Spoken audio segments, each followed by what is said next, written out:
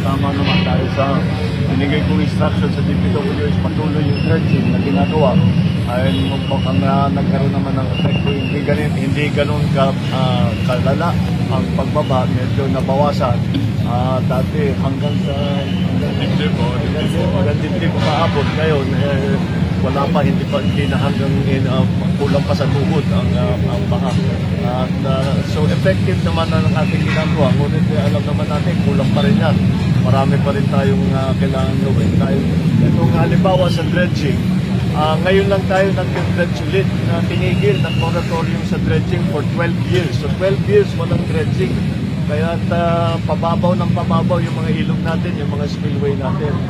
Speaking of spillway, ay kailangan na talaga natin tapusin yung spillway dito sa Las Piñas para may labasan yung tubig. At matagal nang natigil yung planong yan. That plan has been in the works for I don't know, more than 10 years. Pero for whatever reason, hindi natin nabuo.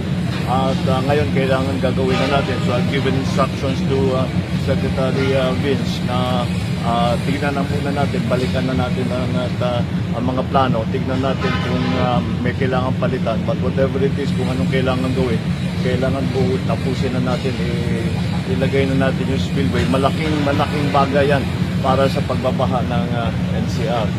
Ang isa pang issue na nakita natin na nangyari ay yung nagbabaan yung sa Parañaque lalo ay yung nagbabaan ng ang basura. Nakita ninyo yung mga picture na punong-puno yung kanal, punong-puno ng basura na hindi naman galing sa Parañaque, galing sa ibang lugar yun. Pero dahil nabuksan na yung ating mga kanal, doon napasok, nasabayan pa ng high tide, kaya naipit yung mga basura. Kaya nananawagan kami sa lahat ng involved, ang ating mga local government unit, ang ating lahat ng mamamayang Pilipino, mag-ingat po kayo dahil ang laking pinsala ang nangyayari kapag yung basura natin ay hindi maganda ang pagtapon at kung saan na lang nilalagay. Kami naman dito sa pamahalaan ay itutuloy na natin yung waste to energy na program. Yun yung kinukuha yung basura at ito ay pinoprocess at ginagawang kuryente. Napakalaking bagay ng pagka natapos na natin. Sandali lang siguro yan kasi understood technology na yan. Ngunit patuloy pa rin ang ating mga ginagawa, yung anti-contracting, anti-contrabaha, yung project natin na karoon, at patuloy pa rin ang dredging, pati kasama ang LGU, at ang LGU ay nakakasama na rin natin sa dredging at makikita natin ang effect na ito. Kaya kahit may baha pa ng konti, ay malaki ang binawas, hindi na ganun kalalim, una-una.